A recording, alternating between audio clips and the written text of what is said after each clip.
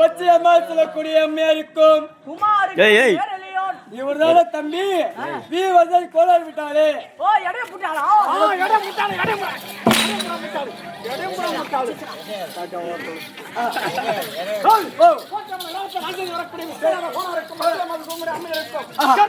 நினைத்த குமாரிக்கு தம்பி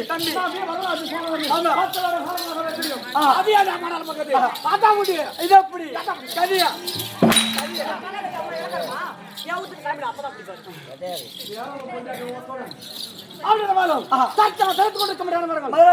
சொன்னா தெரியும்.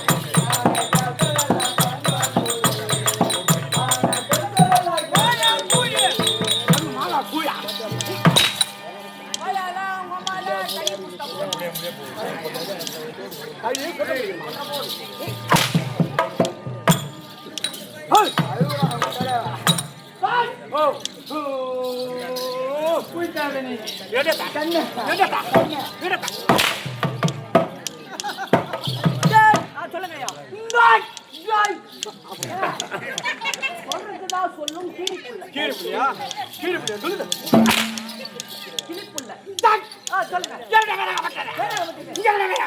நீ ரொம்ப கூழ்த்துற கண்ணு வெளியே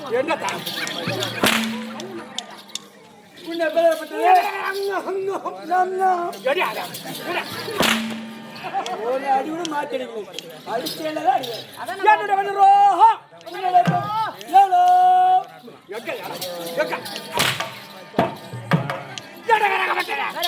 மாயா இவரு பேர் தாண்டா மாயா சூரன். மாயா சூரன் மாயா சூரனுக்கு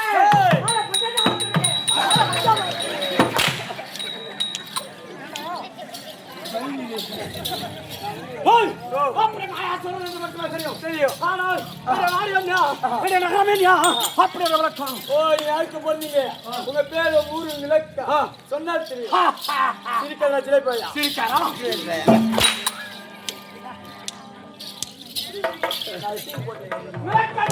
சொன்னா தெரியும்.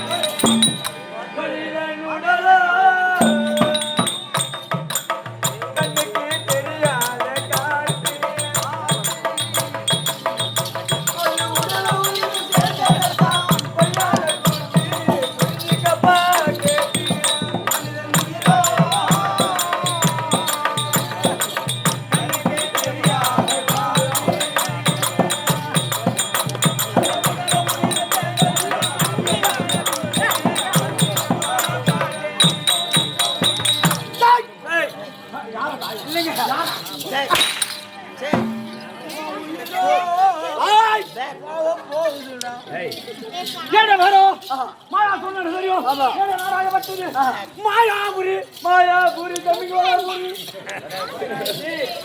நிறைய வாங்கிட்டேன். உனக்கு நிறைய வாங்கி தரவா? என்ன சொல்றீங்க? தம்பி பானிபுரியை பார்த்திருக்கோம், மேல்புரியை பார்த்திருக்கோம், மசாலா புரியை பார்த்திருக்கோம். காலைல சாப்பிடுமா டிபன் பூரி கூட பார்த்துருக்கோம். அந்த மாயா பூரி என்ன ரேட்டுன்னு கேளு. அவன் சூட் அடிக்கிறான். மகாராஜா, பானிபூரியை பார்த்திருக்கோம்.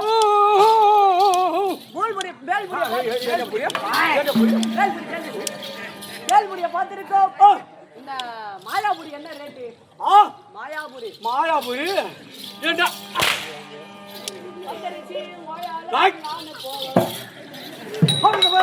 மாயாபுரி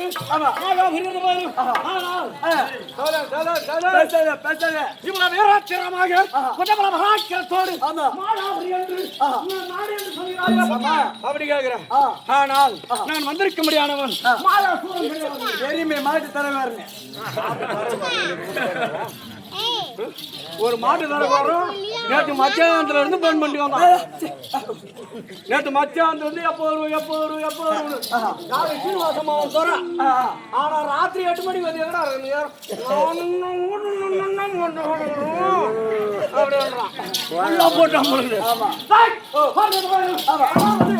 மாயா சொல்ல கிடையாது.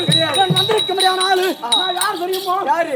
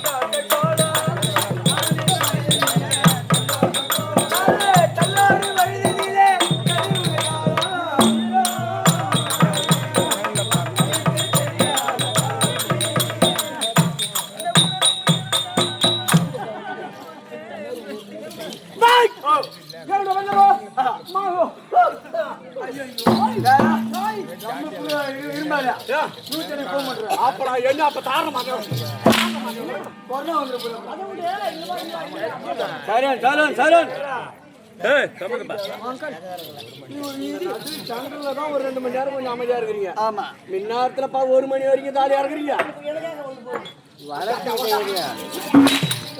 சும்மா சாப்பிட்டு வாழ்த்துட்டே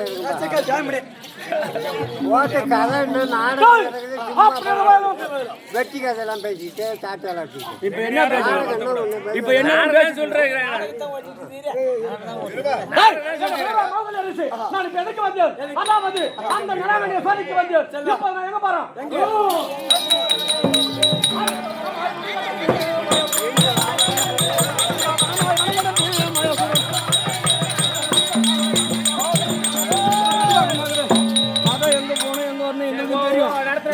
சொல்லிட்டு உட்காந்துருக்காதா? ஏதாச்சும் ஒண்ணு சொல்லணும். சுருங்கிட்டு வர நீ வாழ சொல்லிட்டு உனக்குலாம் தெரியும், எங்களுக்கு தெரியாதா? அவங்க நேரம் முடிக்கிறாங்க. நேரம் நானே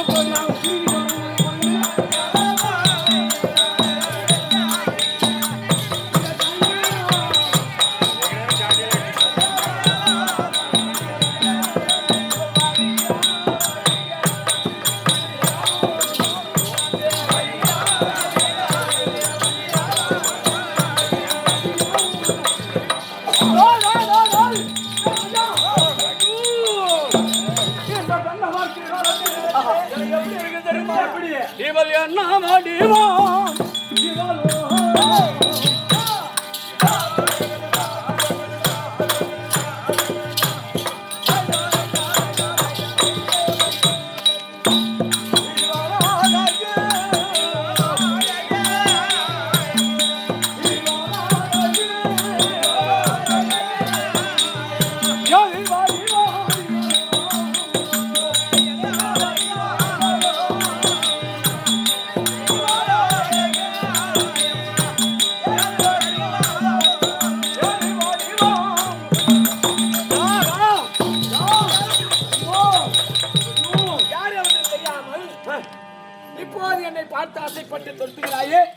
வேண்டாம். ஏ பையா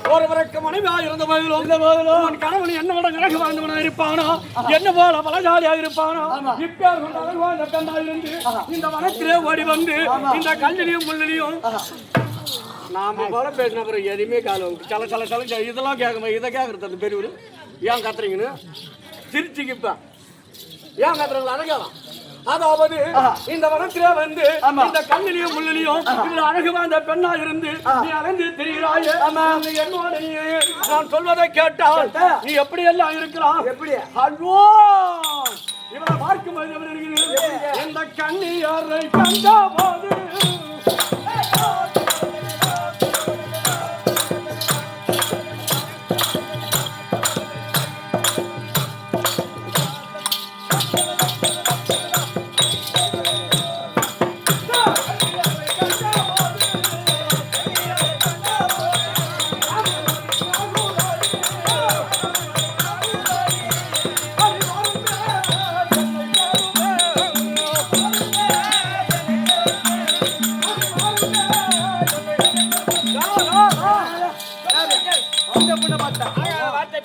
இந்த பொண்ணை பார்த்தா மரியாதை கட்டி விடுவாய் உனக்கு ஆச்சரியடா அண்ணன் வா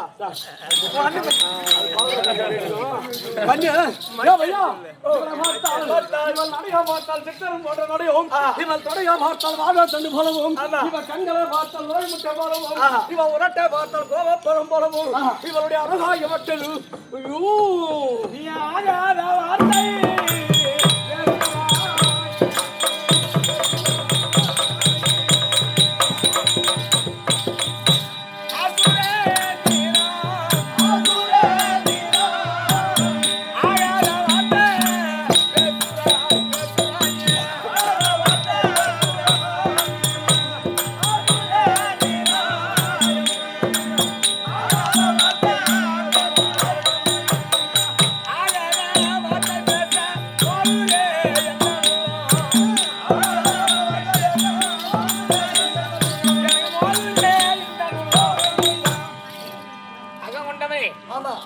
வேறு ஒருவர் மனைவி என்று தெரிந்திருந்தும் என்னை பார்த்து கண்ணே என்றும் பெண்ணே என்றும் பலவாறாக பேசுகிறாயே நான் வேறு ஒருவருக்கு மனைவி கட்டிய கணவர் இருக்கிறார் என் கணவரே எனக்கு தெய்வம் என் கணவருக்கு துரோகம் செய்ய மாட்டேன் என்னை வைவிடு நான் போகணும் நானும் ஒரு மாற்றான் உணவு என்று என் மீது ஆசைப்படுகிறாளா படுபாவி சண்டாராம் அப்படி என்று இவள் தெரிவிக்கிறாள் பார்க்க மாட்டேன் அவன் நல்ல ஒரு என்ன ஒரு பலஜாரியா இருந்தால் இவளை இனிமேல் காட்டுல போட்டுல விடுவானா என்னுடைய ஆசைக்கு நீ இணந்தாயானால் உன்னுடைய என் கை மேலே வைத்து தாங்கி நீ கீழே நடந்தால் உன் பாதம் அளிக்குமே என்று நான் புஷ்பத்தை பரப்பி அதற்கு மீது உன்னை நடக்க விடுவேன் என் கண்ணு பஞ்சனை வேண்டாம் உன் சொத்து சகம் வேண்டாம் என் கட்டிய கணவர் எங்கு விட்டாலும் பாறையில் படுக்க சொன்னாலும் படுப்பேனே தவிர கட்டிய கணவரே எனக்கு தெய்வம் என் இடத்தில் அலுப்பு ஆசை கொள்ளாதே உன் ஆசைக்கு யாராவது பெண்கள் இருப்பார் நிலைமாறு அவள்கிட்ட போ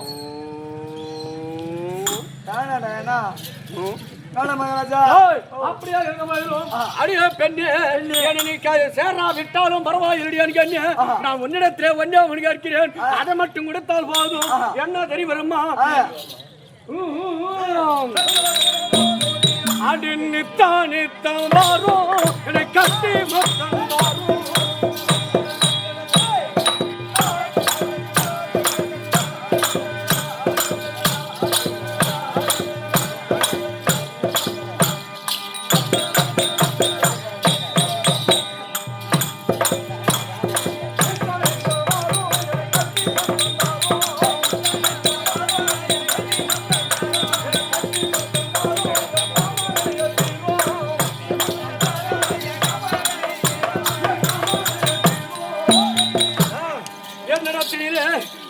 அதாவது ஒரே ஒரு முத்தம் கொடுத்தால் போரும் அடியான் கண்ணியம் என்னை ஆசையாகப்பட்டது தீர்ந்துவிடும். ஒரு வருட காலம் போதும் ஒரு முத்தம் கொடுத்தால் அவ்வளவு அழகு வாய்ந்தவளாக இருக்கிறாயே. ஓ அழுப்பாசைக்கு இணங்க குடிவனான் இல்ல. ஆமா, சொல்வதை கேள், ஆபத்து வரும். நீ தீண்டான் அறுப்பாதி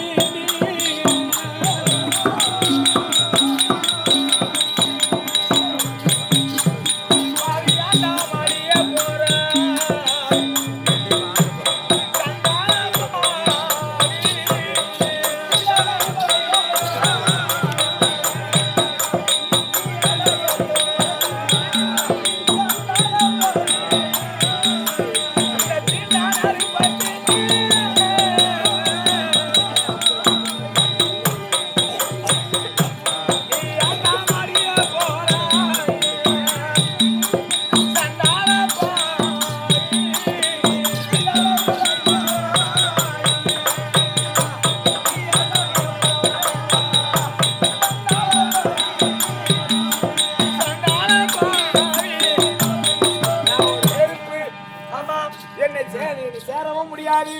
உன் ஆசைக்கு என்னால் இணங்கவும் முடியாது. என் கட்டிய கணவருக்கு ஒரு காலம் நான் துரோகமும் செய்ய மாட்டேன். என் கணவர் எனக்கு கண்கண்ட தெய்வம். நான் ஒரு நெருப்பு. என்னை தொடாதே, கிட்ட வராதே. விடலான்றா ஒண்ணுமே சொல்லு. விடக்கூடாது தானே? கரெக்டா சொன்னா. இவர் என்ன சொல்கிறாள்? தீண்டா நெருப்பு என்று சொல்கிறாளே. இந்த தீண்டா நெருப்பை நான் தீண்டாமல் போவது கிடையாது, நான் தீண்டாமல் விடுவதும் கிடையாது. அதனால இவரிடத்திலே மயிலே மயிலே இறங்கோடு என்றால் அது போடாது. அவளை இப்ப நான் என்ன செய்ய போறேன்? என்ன செய்ய? பலவந்தமாக தூக்க வேண்டும். அடிமச்சனைக்கு வரும்போது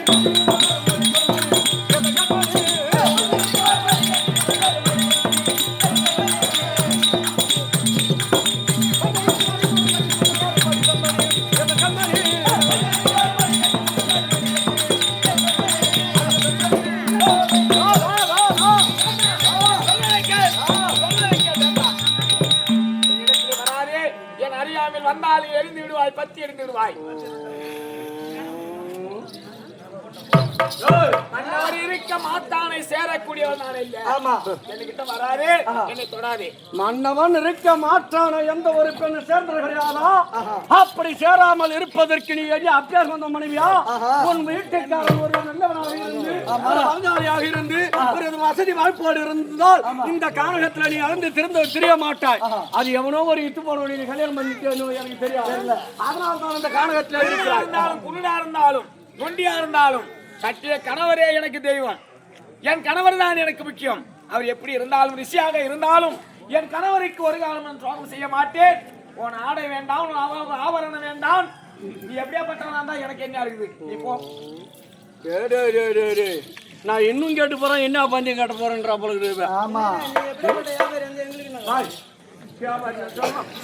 இவளை இனிமேல் விடக்கூடாது. இவளை பலவந்தமாக அப்படி இருக்க வேண்டும். உங்க அம்மா போய் சொல்லிட்டு போகுது. உங்க அண்ணன் தானே? அதனால இப்ப என்ன செய்ய போறேன்?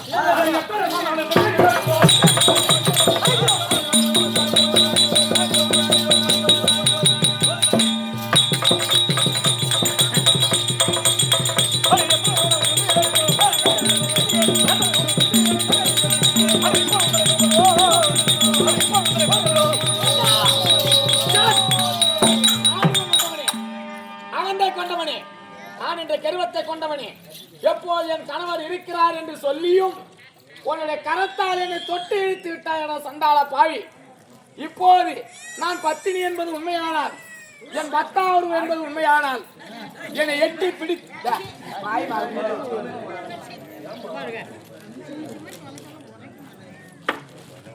நான் பத்தினி என்பது உண்மையானால், என் பத்தா என்பது அவர் உண்மையானால், எப்போ என்னை பலாத்காரமாக தொட்டு இழுத்தாயே, உன் கைகாலெல்லாம் என்னை தொட்டு இழுத்த கைகரமாகப்பட்டது குற்றம் பிடிக்க.